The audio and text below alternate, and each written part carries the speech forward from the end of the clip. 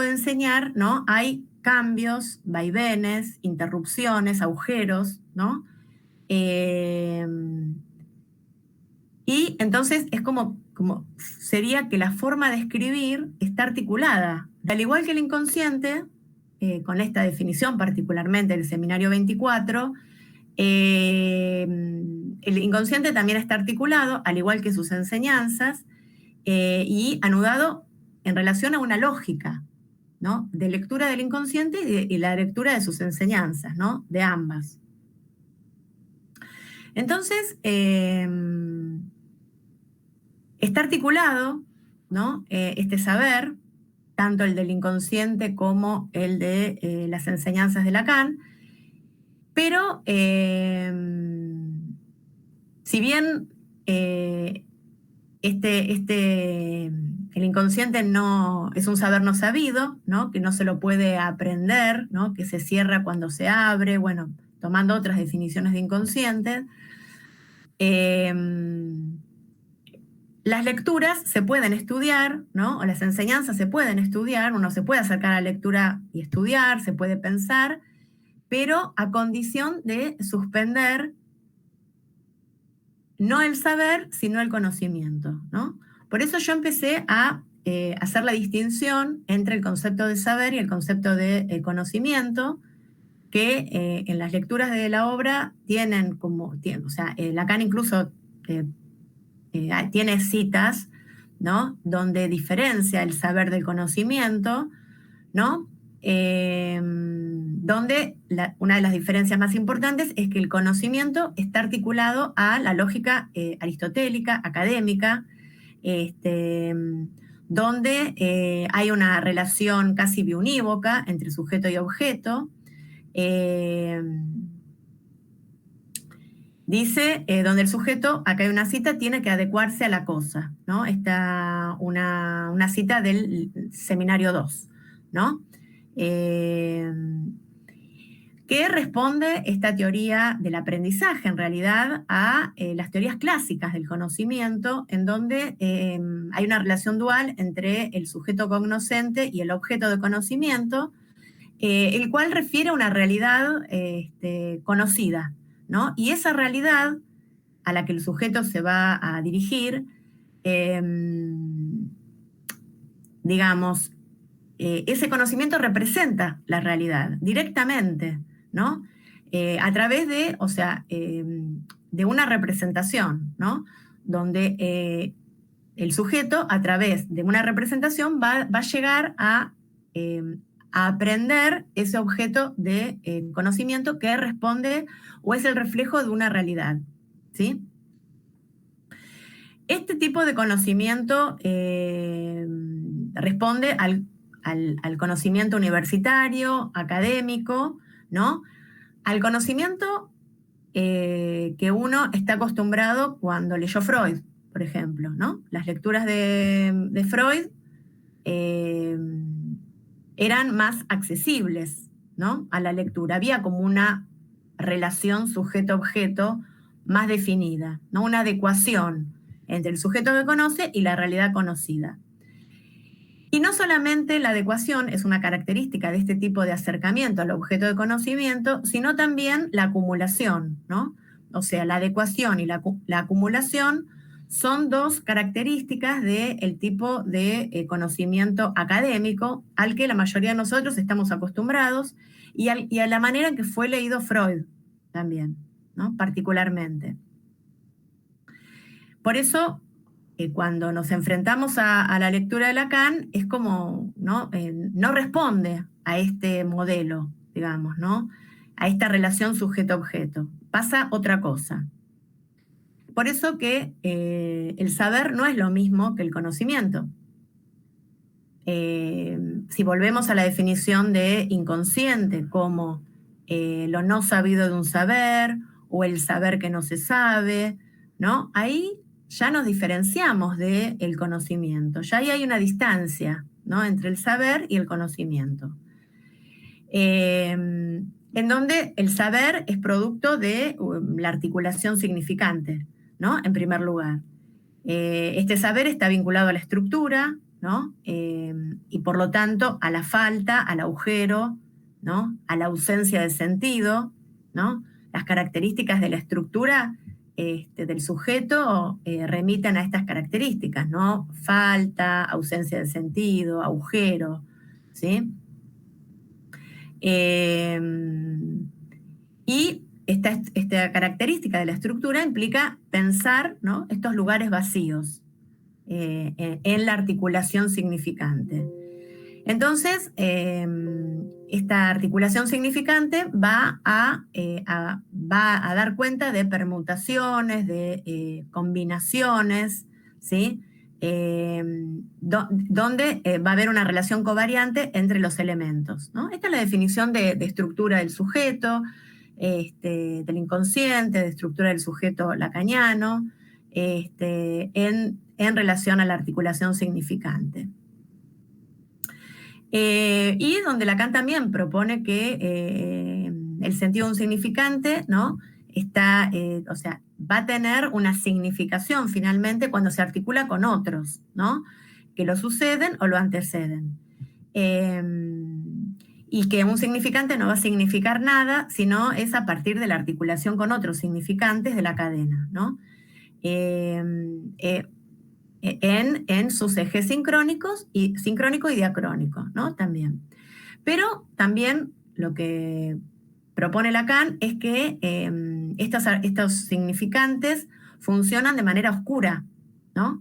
No tienen un sentido, ¿no? Advendrá la significación en función de la articulación significante, pero ninguno tiene un sentido en sí, por eso funcionan de manera oscura, ¿no? Pero esta articulación significante va a permitir una lectura estructural y lógica, ¿no? Al igual que es la lectura en la cual uno se ubica como analista, ¿no? Frente a un analizante, ¿sí? Cuando un analizante viene a análisis, la función del analista es leer, ¿no? La articulación significante que el analizante solicita, ¿no? Solicita ser leído por alguien. Entonces, Lacan, en sus enseñanzas, lo que yo propongo, ¿no? Es que nos fuerza a que se suspenda una suspensión del sentido, ¿no? Al igual que nosotros como analistas nos ubicamos frente al analizante, ¿no? Que se suspenda el conocimiento, que se suspenda el sentido, ¿no? Y que nos acerquemos al saber, ¿no? Y que nos alejemos del conocimiento, ¿no? Que empecemos a pensar de otra manera, ¿sí? Entonces, leerlo no es que es difícil por default, ¿no? Porque es difícil, bueno, chao, me voy, ¿no? Sino que hay que pensar, ¿no? Exige otra lectura, ¿sí? Por eso es el título del escrito, ¿no? Exige otra lectura y otra posición del lector, que a esta altura yo podría decir del analista lector, ¿sí? Esta otra lectura necesita de una operación delicada, estratégica, para poder rescatar, ¿no? Lo que nos ofrece en su enseñanza y no quedarnos con el obstáculo, ¿no? Epistemológico que ya nos enfrenta la dificultad de su lectura, pero depende del lugar en el cual nos ubicamos, ¿no? Entonces, mi pregunta fue, y es, ¿qué de la lectura propone que el lector, ¿no? Se posicione desde un lugar diferente a cualquier otra lectura, ¿no? ¿Por qué leer a Lacan exige otra posición? Que cualquier otra lectura tal vez no la propone, ¿no? Y entonces, ¿qué posición debe ocupar o asumir el lector de las enseñanzas de Lacan? ¿Y por qué leer a Lacan implica ubicarse en esta otra posición? ¿Sí? Entonces, por supuesto que cuando nosotros nos ubicamos frente a una lectura, siempre nos vamos a ubicar desde un marco teórico, ¿no?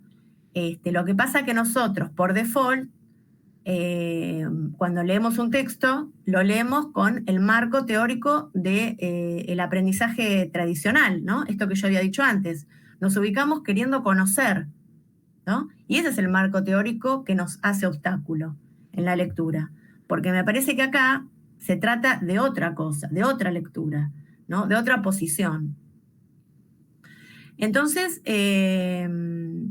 lo que yo propongo es que la posición es ubicarse como analista, ¿no? Ya como dije antes, él se ubicaba como analizante, ¿sí? Entonces, la posición es ubicarse como analista, como si un analista lector, ¿no? Estaría leyendo el texto de un paciente o el texto de Lacan, ¿no? En ese lugar. Y lee la teoría de la misma manera que lee la clínica, ¿no? O sea, asumiendo la posición de analista, lector. Y no como persona, sino como un lugar, ¿no? Como el mismo lugar que debería ocupar el analista, no como una persona, no yo como Adriana Klinov, sino como analista, ¿sí? Desde ese lugar. Intentando pensar, ¿no? Todo el tiempo por qué dice algo y por qué lo dice de esa manera, ¿no? ¿Por qué dice? ¿Por qué? ¿Por qué avanza con un determinado concepto y por qué lo dice de esa manera y no de otra, ¿no? Aspirando a que no sea ni una lectura universitaria y que no sea también desde Freud ni desde los pensadores freudo-lacanianos, ¿no? Sino leer a Lacan desde Lacan y ubicado como analista.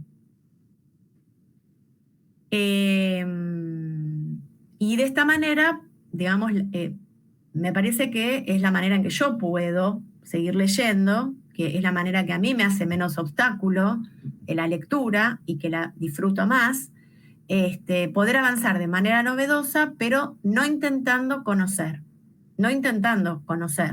¿no? Ni encontrándole un sentido rápidamente, sino en la articulación significante, tolerando los agujeros de saber. Entonces, yo lo que puse es que si nos ubicamos como analista-lector o lector-analista, esto implica asumir una posición, ¿no?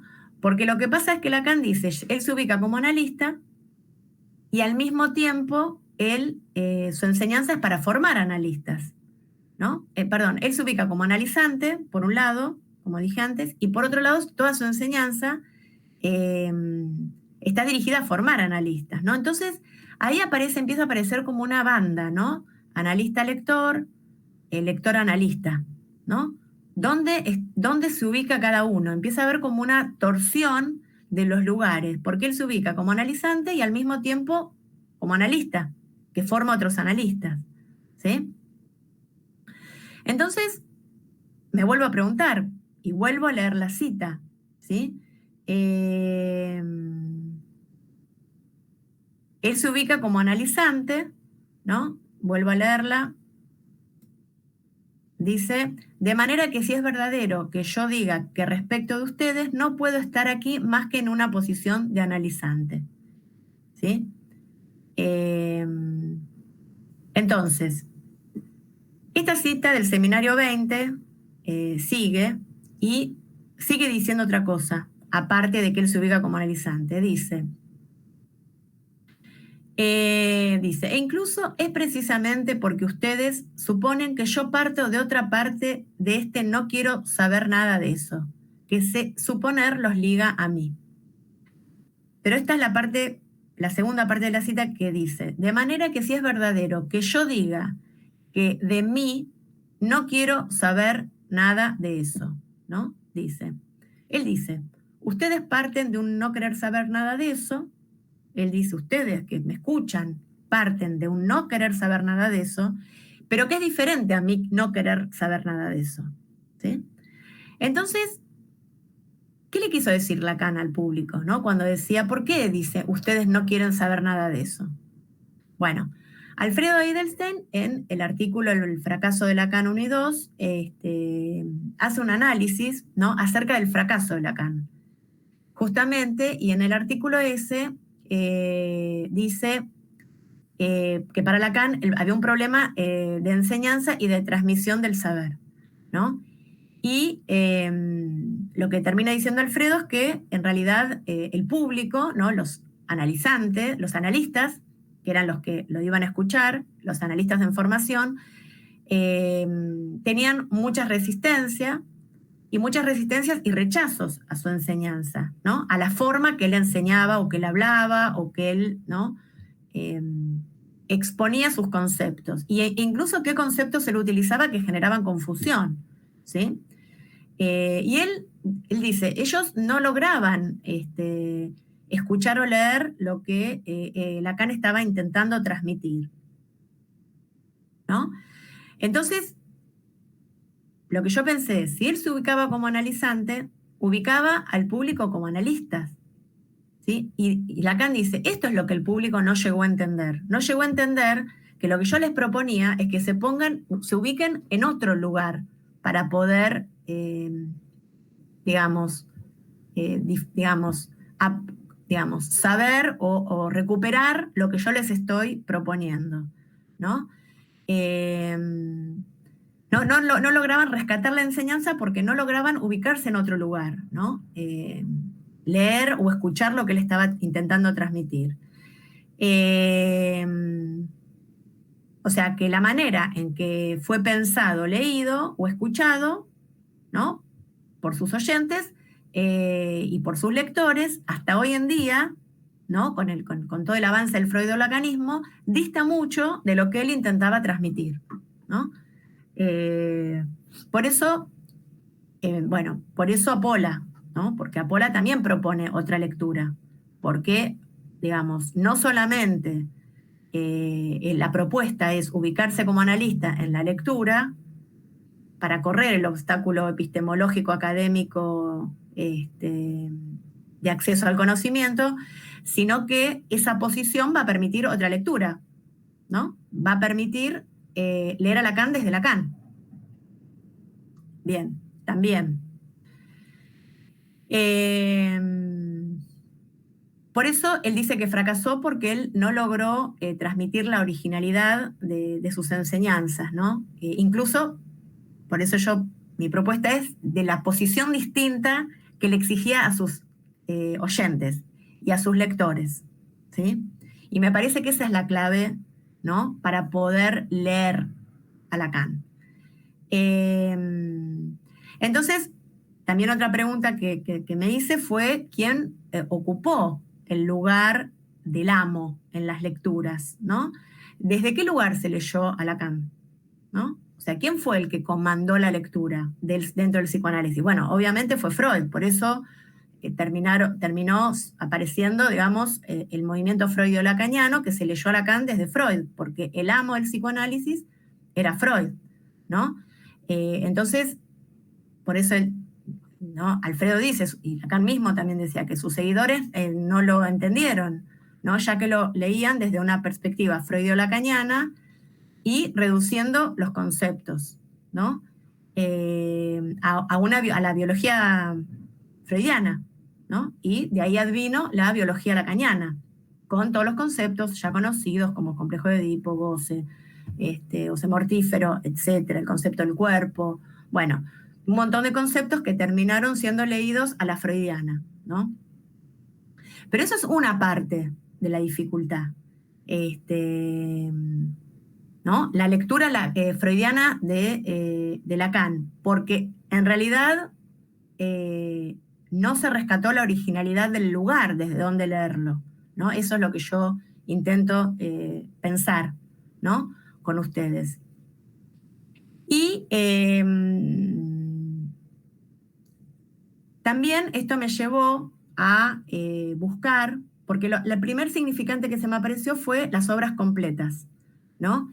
Y empecé a pensar en la idea de completud de Freud, ¿no? Entonces, porque nosotros venimos de la completud, ¿no? La relación sujeto-objeto, las obras completas, todo lo completo. Y Lacan ofrece otra lectura, ¿no? O sea, justamente el agujero, ¿no? La dificultad de la lectura donde no hay esa relación biunívoca, ¿no? Entonces, me empecé a buscar, ¿no? Algunas investigaciones que estaban hechas acerca de los escritos originales de Freud, que se llaman Gesammelte Schriften, ¿no?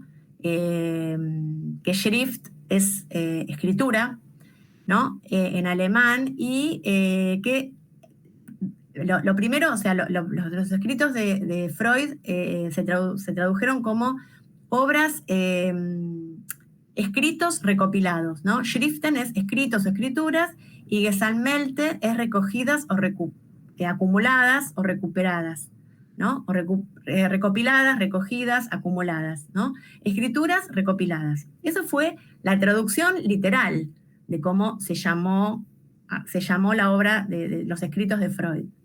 Pero después empezaron a haber traducciones españolas, ¿no? Donde se tradujo como obras completas. En Londres también, ¿no? Al inglés se tradujeron como obras o trabajos recuperados, ¿no? Acumulados, ¿no? También el concepto de acumulación está en las traducciones de las obras completas de Freud. Esto que dije al principio, ¿no? De que el saber se acumula, ¿no? Es completo y se acumula. Y bueno, en el Standard Edition, ¿no? Se traduce como, bueno, dice Standard Edition of the Complete Psychological Works, ¿no? Completos, ¿no? También. Hasta que se traduce al español, bueno, en Amor Rortu es obras completas. Digo, quería rescatar esto porque me pareció interesante en relación a lo completo y a la acumulación, ¿no? Responde a las teorías clásicas del aprendizaje, de la acumulación, de la completud, de la biunicidad, lo biunívoco entre el sujeto y el objeto, ¿no? Entonces, digamos, se leyó a Lacan desde esta también, ¿no? Desde esta intención de encontrar algo completo, ¿no? Imposible de lograr. Por eso, lo primero que yo dije fue la definición una de las definiciones de inconsciente del Seminario 24, que es un saber no sabido, o un saber que no se sabe, ¿no? Entonces, y con esta línea de saber, es la que yo propongo para acercarnos a otra posición, ¿no? A la posición de analistas. Entonces, si nos posicionamos con la lectura de los textos de Freud, no se accede, ¿no? A la lectura de Lacan, ¿no? Porque funciona como un obstáculo epistemológico, y hará que se ubique en una posición opuesta, ¿no? No como analista, ¿sí? En una posición, ya no sé, de que como un estudiante universitario, pero no como un analista, ¿no? Por eso también la dificultad de la enseñanza del psicoanálisis en la universidad, ¿no? Porque es como muy difícil salirse del discurso académico universitario para poder, digamos, pensar, ¿no? Estos conceptos que él nos ofrece. Entonces, la propuesta es acercarse a los textos de Lacan, incluso comparando sus diferentes versiones, ¿no? Desde otro lugar, ¿no? Desde otro lugar / saber, ¿no? De otro lugar / saber. Entendiendo que el saber es un saber, al igual que el saber del inconsciente, un saber no completo, fuera de sentido, agujereado de sentido, sin centro, sin estabilidad, ¿no? Porque muchas veces nosotros decimos, en un lado dijo una cosa, en el otro lado dijo otra, pero bueno, eso tiene que ver con poder articular cada concepto con el resto de los conceptos, ¿no? En cada seminario, la definición está articulada a una serie de otros conceptos, ¿sí? Y a un momento de sus recorridos, donde él también fue cambiando la forma de pensar, ¿no? Y articuló nuevos conceptos. Entonces, esta inestabilidad de la lectura hace que aparezca constantemente la duda, ¿no? La destotalización, o sea que la red que trama, ¿no? La escritura, permite leer un texto entre agujeros de saber, ¿no? y el texto otro, ¿no? Este texto ubicado en el lugar del otro, como encarnadura del otro, como un lugar, el texto como lugar, también un orden simbólico determinado, tiene también un imposible, ¿no? Al igual que cualquier otro, ¿no? O sea, también considerando el imposible en el texto, que habrá cosas que tal vez no podamos acceder, ¿no? Entonces, esta escritura, lectura, hace falta, ¿no? Hace falta en los dos sentidos, ¿no? La ausencia de referente o de sentido, de absoluto, hace imposible anclarse, ¿no? En un lugar desde donde uno pueda comprender, ¿no? El texto. Y irremediablemente nos exponen al lector analista al agujero, ¿no? Como, al igual que un analizante, ¿no? Bien, entonces, también esto está articulado al concepto de Yancia, ¿no? De agujero, de Beans, ¿no? Que la lectura nos propone. Y nos genera, tomando uno de sus conceptos, el temor al no todo, ¿no? No solamente nos enfrenta al temor de la incompletud, sino también al temor de los efectos que la subversión del texto nos genera, ¿no? Porque leer a Lacan, evidentemente no es leer cualquier texto. Yo tengo una hipótesis que está emparentada con este escrito, que, a ver, digamos, lo que quiero decir es que en realidad muchas veces cuando uno lee desde este lugar, y hay efectos, ¿no? De la lectura y que de alguna manera funcionan como un análisis, ¿no? Leer a Lacan, pensar lo que él intentó decir, ¿no? Produce muchos efectos, ¿no? Y esto hay que también tolerarlo, ¿no? Frente a la subversión que esto puede provocar en cada quien, ¿no? Esta lectura desde este lugar, ¿sí? Por eso también es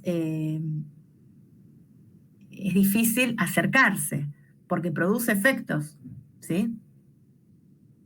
Entonces, por otro lado, tomé el concepto de esencia del analista, ¿no? Que lo toma Lacan, o sea, eh,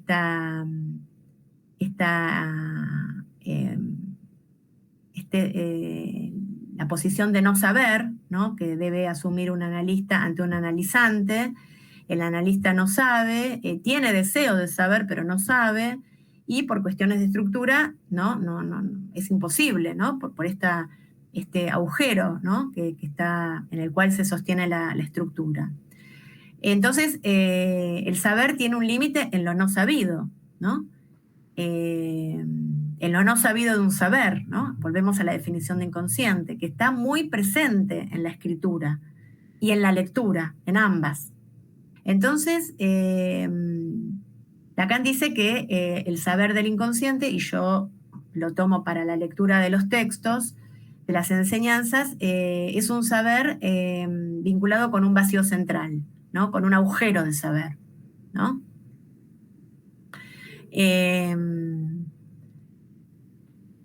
Bueno, entonces, al igual que en un análisis, ¿no? Cuando un analista lector lee a Lacan, tiene que enfrentarse con esta lectura alejada, ajena al saber armonioso y consentido. Y que si tanto el analizante, ¿no? Si nosotros nos ubicamos como analistas, y el analizante como el texto, ¿no? El analizante como el texto que propone Lacan, son pensados como una máquina significante, habrá que realizar un trabajo racional, ¿no? Y pensar, ¿cuál es el asunto? ¿No? ¿Cuál es el problema que propone esta escritura? ¿De qué nos está hablando cuando nos habla de inconsciente en cada seminario, cuando nos ofrece cada concepto, ¿no? ¿de qué está hablando? Nos dice esto, pero ¿qué querrá decir, ¿no? Como problema, al igual que nos ocurre con los analizantes, ¿no? Y si hay un lector, al igual que un analista, causado, ¿no? Por esta lectura o por esta oferta, este trabajo que nos ofrece el analizante, ahí se va a pensar, ¿no? Y se va a trabajar y se va a articular. Entonces,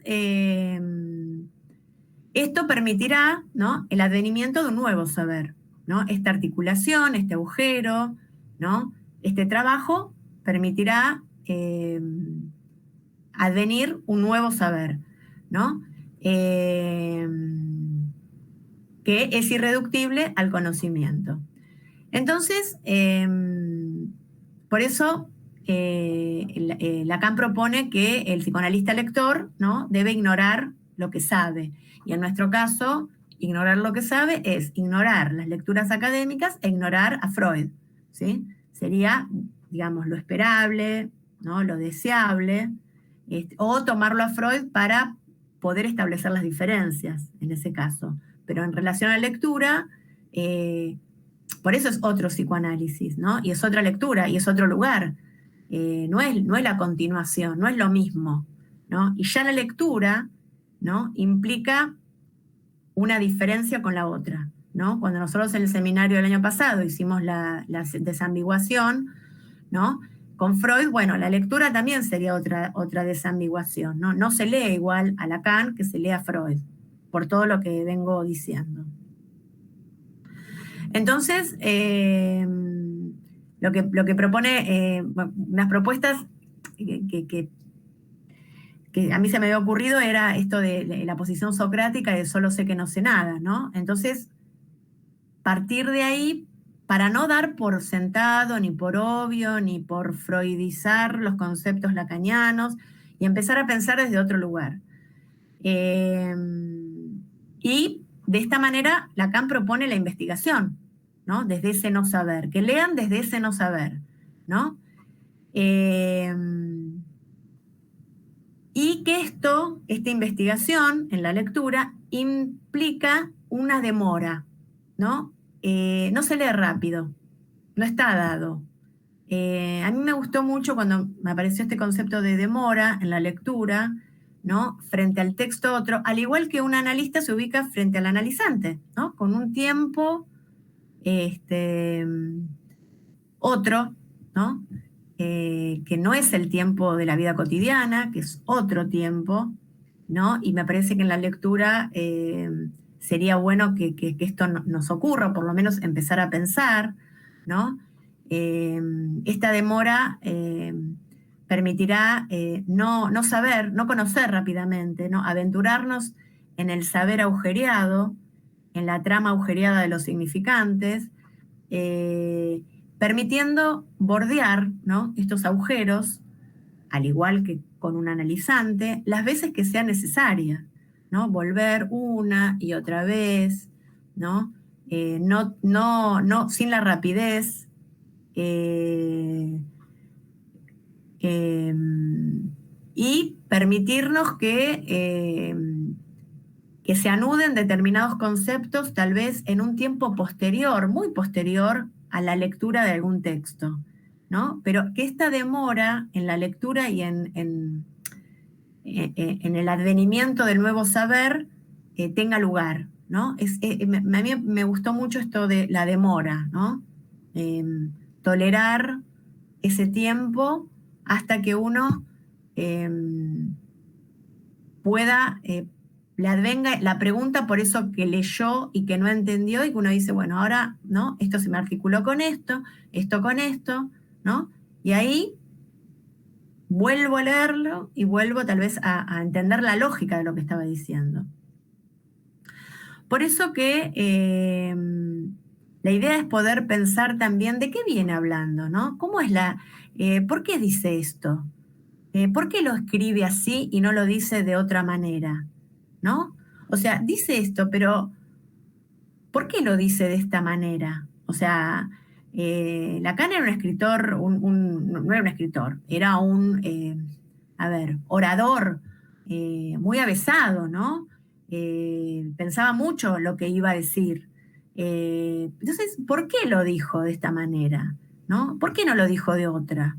¿Lo piensa así? ¿Por qué? ¿Por qué lo pensó así? ¿No? Entonces, me parece que otra vuelta es que el valor de la lectura permite leer los conceptos de manera semi-torsionada, ¿no? Son conceptos, yo lo pensé como conceptos en banda, ¿no? Conceptos como la banda de Moebius, ¿no? Como se lee a un sujeto en análisis, no en banda, ¿no? En el entre, que no se va a saber con una lectura. Y que justamente la lectura se va a dar con la articulación significante, o sea, con ese saber no saber constante que la lectura nos propone, ¿no? Por eso no es una lectura lineal, ni evolutiva, sino que es una lectura topológica, ¿no? A mí la banda de Moebius me sirve mucho para pensar lo que propone Lacan. Me sirvió muchísimo, ¿no? Esta lectura. Entonces, topológica, estructural, ¿no? Donde los conceptos funcionan articulados, encadenados, anudados unos con otros, de la misma manera que la trama discursiva en análisis, ¿no? Y por eso el texto de la obra de Lacan se mueve de manera semejante a cómo se mueve un analizante de manera moebiana, ¿no? Moebianamente, es un texto moebiano, ¿no? Leerlo en esa clave, en clave de banda de Moebius, ¿no? En clave de torsión, de semitorsión, ¿no? Donde el texto es unilátero y tiene un solo borde. Y por otro lado, así como en el consultorio, bueno, el consultorio virtual, ¿no? Hoy en día también, los lugares también se alteran, ¿no?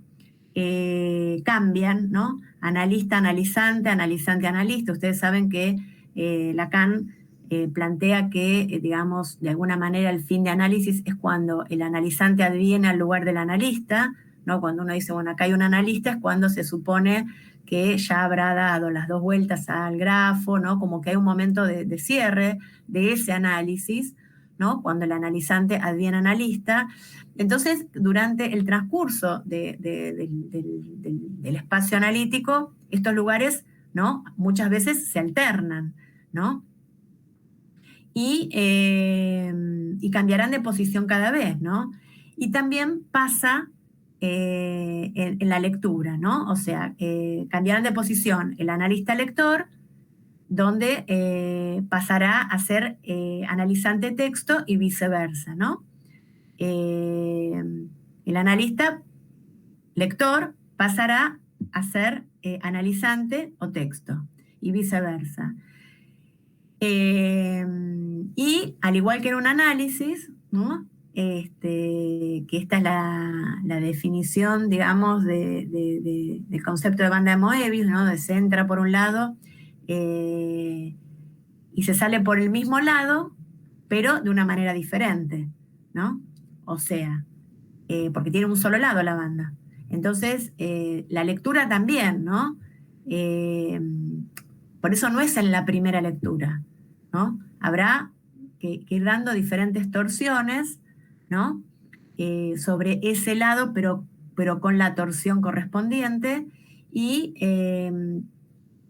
pero cada vez, ¿no? Va a haber como una nueva posición, un nuevo saber, ¿no? Acerca de esos conceptos o de esa lectura.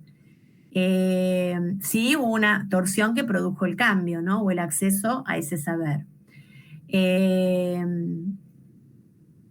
Entonces, lo que yo puse es que esta lectura produce efectos que modifican y por lo tanto la posición barra lectura barra subversión se va modificando tanto en el lector como el texto. O sea, se va modificando el lector y se va modificando el texto, ¿no? Cada vez.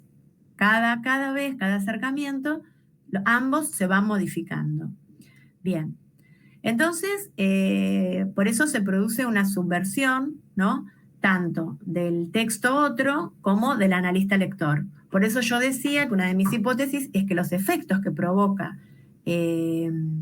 la lectura y la subversión que provoca en el lector, a veces es difícil de tolerar, ¿no? Lo mismo que ocurre en un análisis, ¿no? Por eso se asemeja la posición de lectura a una posición de analista o de analizante, ¿sí?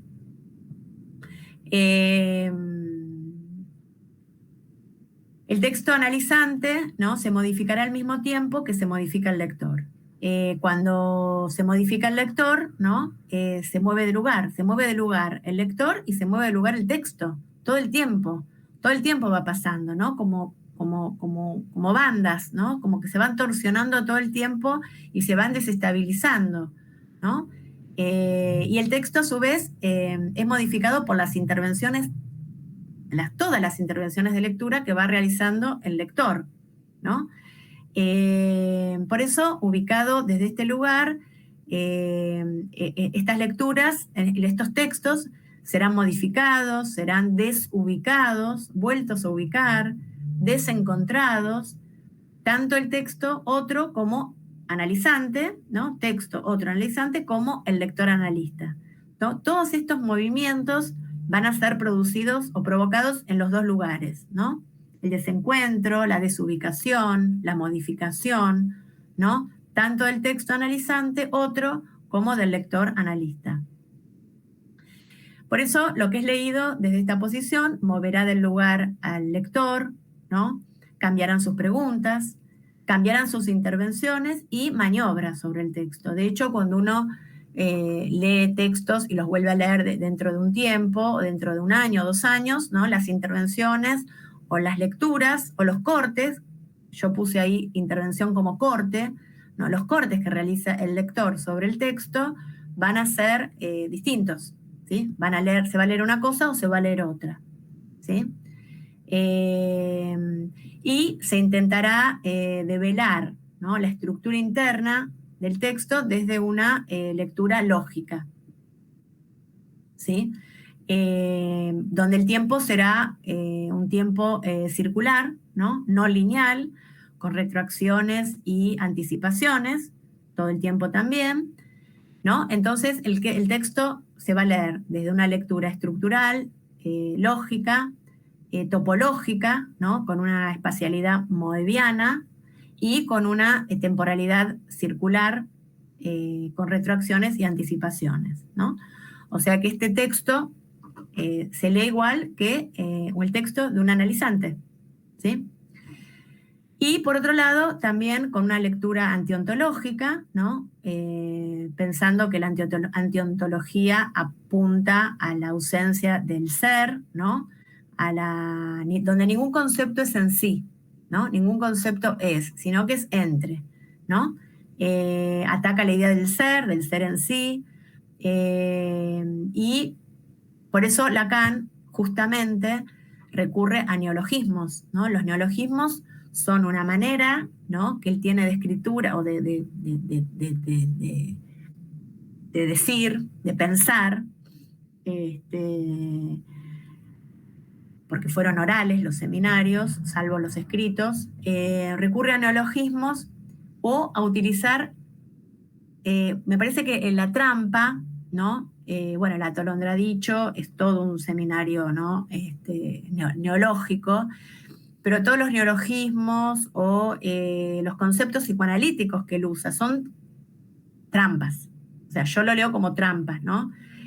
Claves para, bueno, acá me pongo a pensar porque no es eso lo que quiere decir, ¿no? Por ejemplo, utiliza conceptos psicoanalíticos, lingüísticos, filosóficos establecidos, ¿no?, durante 100 años antes, como por ejemplo inconsciente, sexualidad, realidad, significante, también desde la lingüística, escritura, ¿no?, el concepto de escritura, o sea, real, bueno, realidad, todos estos conceptos ya estaban dentro del psicoanálisis y dentro de la filosofía y dentro de la lingüística. Ahora, cuando aparecen en los textos de Lacan, son para decir, ¿no?, danger, acá no está diciendo, y seguro que no está.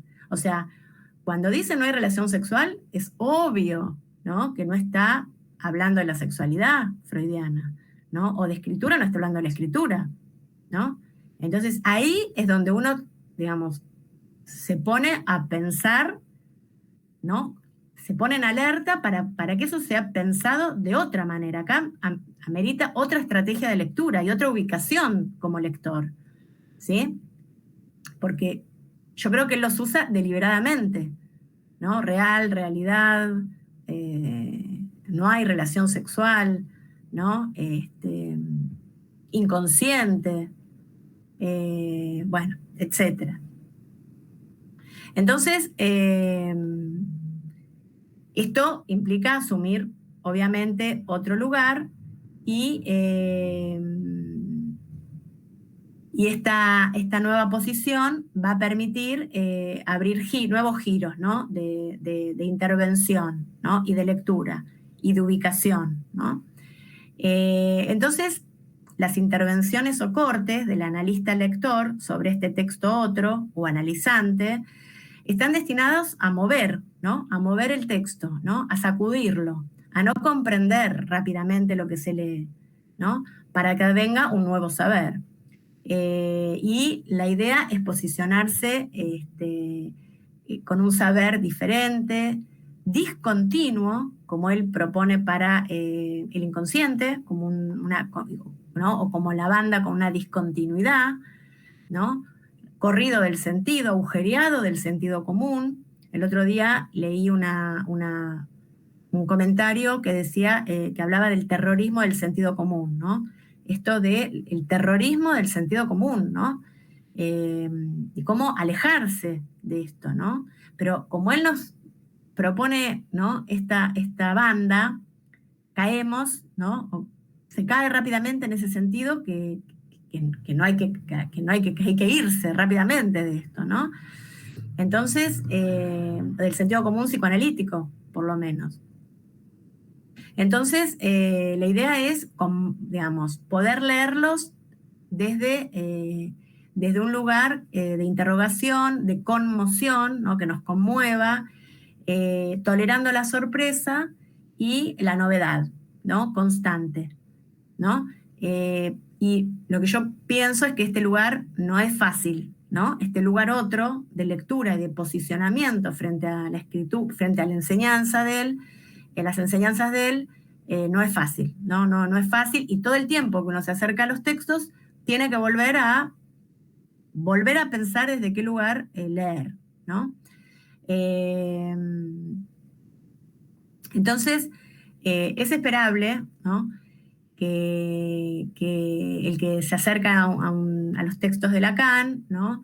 Y al de un analizante se ubique ignorando lo que se sabe, que se pregunte y que se repregunte, que las preguntas lo orienten hacia nuevos lugares, generando nuevos cuestionamientos e investigaciones, que vaya y vuelva, que dé vueltas, ¿no?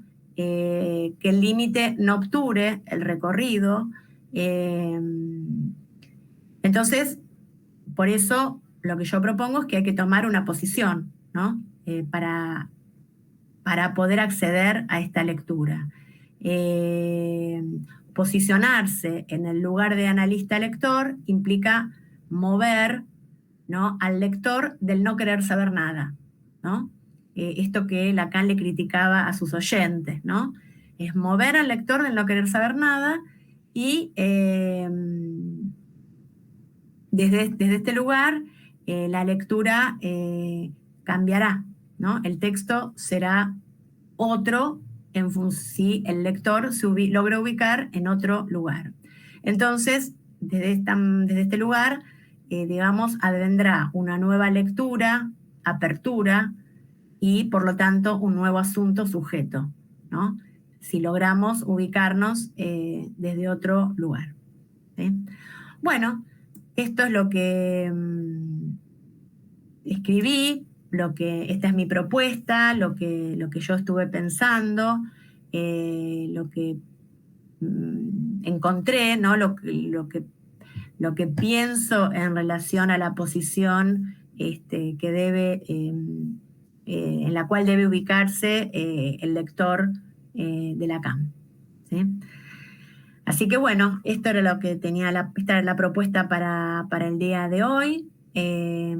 Así que bueno, espero comentarios o si quieren compartir algunas cuestiones de esto que escucharon o de lo que ustedes piensan acerca de esta propuesta de la ubicación del lector analista y el texto como otro o como un analizante.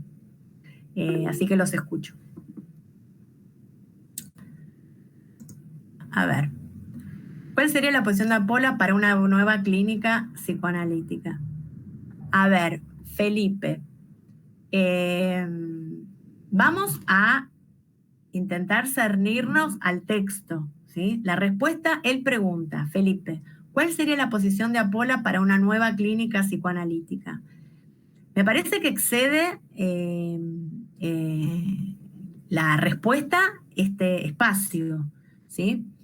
Yo no te podría resumir en una respuesta esta pregunta que es tan amplia, son muchos conceptos, pero algunos de los que estuve hablando hoy, ¿no? Algunos de los que estuve proponiendo hoy, por ejemplo, pensar al sujeto como un asunto, como un problema, la cuestión de la articulación significante, el concepto de inconsciente como un saber no sabido, la lectura lógica de la articulación significante de los analizantes, la lectura topológica, ¿no? Utilizando las diversas figuras topológicas que propone Lacan.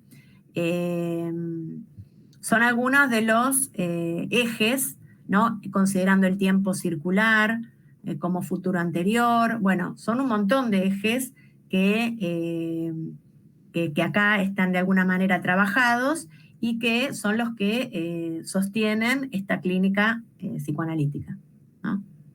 Pero excede, yo te puedo dar estos ejes, ¿no? Que fueron trabajados en el texto, pero bueno, amerita una profundización mayor esta pregunta, ¿no? Tan amplia. Bien. Jorge Costela dice, también se establece un canon a partir de Apola que se corresponde al PIC. ¿Sería una circularidad entre el discurso universitario y el discurso del analista? A ver. En Apola nosotros tenemos un PIC que significa Programa de Investigación Científica, propuesta por Lakatos, ¿no? Para tener una orientación a la ciencia. El PIC es un programa, ¿no? Que nosotros tenemos como, digamos, los ejes científicos, ¿no? Los conceptos en los cuales nosotros nos sostenemos para poder pensar el psicoanálisis. Y dice... Jorge pregunta si esto sería una circularidad entre el discurso universitario y el discurso del analista.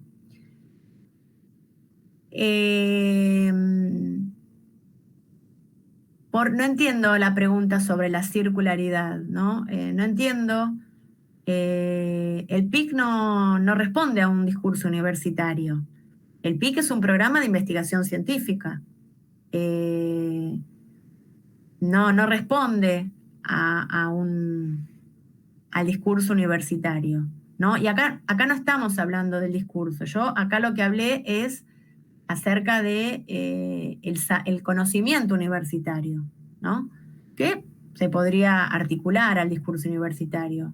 Pero no entiendo la pregunta, no, y creo que circularidad, o sea, separando la pregunta del PIC es si hay una circularidad, no, justamente el discurso del analista no tiene nada que ver con el discurso universitario, ¿no? O sea, justamente el discurso del analista trabaja con otros conceptos, ¿no? Justamente no trabaja con el conocimiento académico, ¿no? Con la relación entre el sujeto y el objeto. Justamente trabaja con la articulación significante, con el acercamiento al saber y no al conocimiento, ¿no? Con los agujeros de saber. Y justamente el conocimiento o el discurso universitario no tolera todo esto, ¿no? Que es propuesto por el discurso del analista. Esa sería como una primera respuesta, ¿no? Que te puedo dar. Bien. No sé si respondí o si ¿Tenés más ganas de seguir preguntando? O, bueno. A ver, Silvana Saukuns dice, o sea, que para que haya conocimiento es necesaria la articulación del saber en tanto implica la articulación simbólica. Y la posición del lector es interrogar ese saber, ya sea este analista, analizante en transferencia, el lector de un escrito textual. Sí, Silvana, lo que yo... sí, lo que pasa es que yo el conocimiento no lo relacioné con el saber, justamente lo separé, ¿viste? O sea, yo puse el conocimiento no responde a la definición de saber propuesta por Lacan, porque yo tomé el saber como un saber no sabido en relación a la definición de inconsciente, ¿sí? Entonces, el conocimiento yo lo ubiqué en función de las citas de Lacan, ¿no? Con el saber académico, ¿sí? Ese conocimiento está articulado con el conocimiento académico y el saber con el agujero del saber, ¿no? Con el saber no sabido, ¿sí? Claro, que implica el saber una articulación simbólica, imaginaria y real, ¿no? El saber está digamos, sostenido en la articulación de los tres registros, ¿sí? Y dice, y la posición del lector es interrogar ese saber. Claro, la posición del lector es interrogar ese saber, ya sea este analista, analizante en transferencia o lector de un escrito textual. Absolutamente sí, sí, absolutamente sí. Esa es la posición que yo propongo. Por eso propongo otra lectura y ubicarse como analista. Absolutamente, en las lecturas del escrito. Sí, eso, sí. Jorge Costela me agradece, no sé si Jorge yo te respondí, pero bueno, podemos seguir charlándolo en otro encuentro. ¿No? A veces ameritan respuestas muy extensas, ¿sí? Bien, Germán Spackenberg dice, entonces, ¿la interpretación es el resultado de ocupar un lugar y no de una ocurrencia inteligente?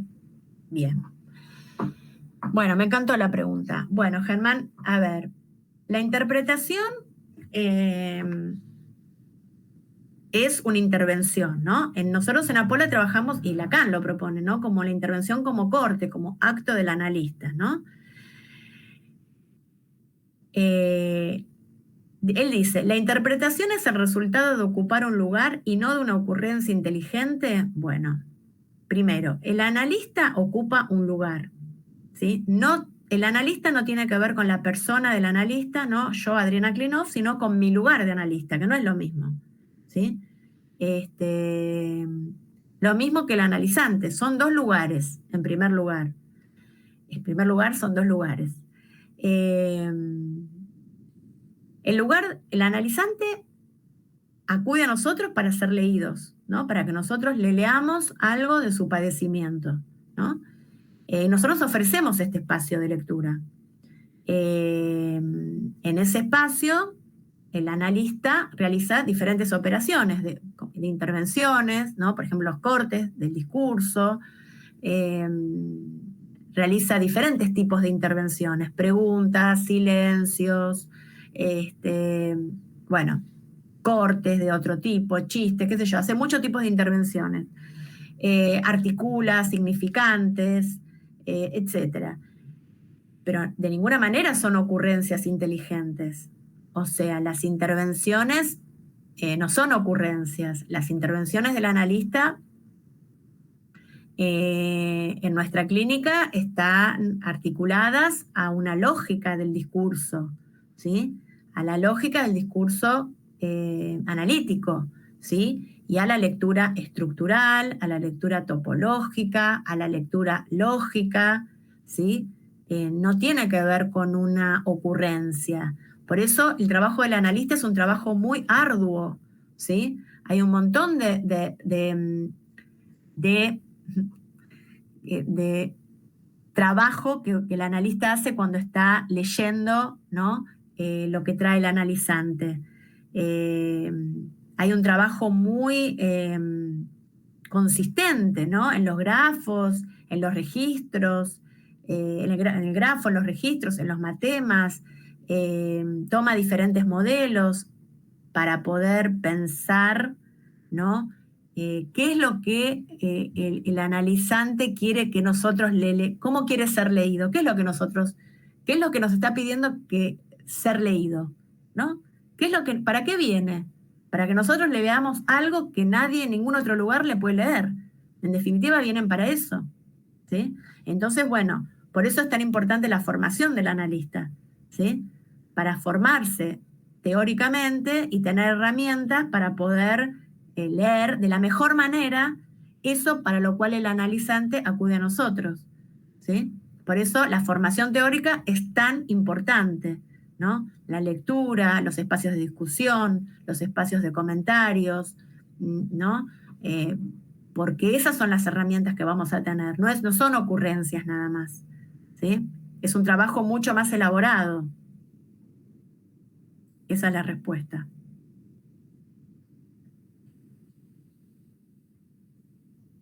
Bien, espero otras preguntas. Bueno. Bueno, acá Julián me dice que esta fue la última. Bueno, espero que hayan disfrutado de este vivo, como yo.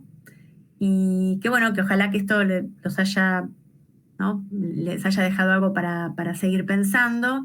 Y bueno, me despido hasta la próxima con nuevas preguntas. Bueno, nos vemos. Hasta luego.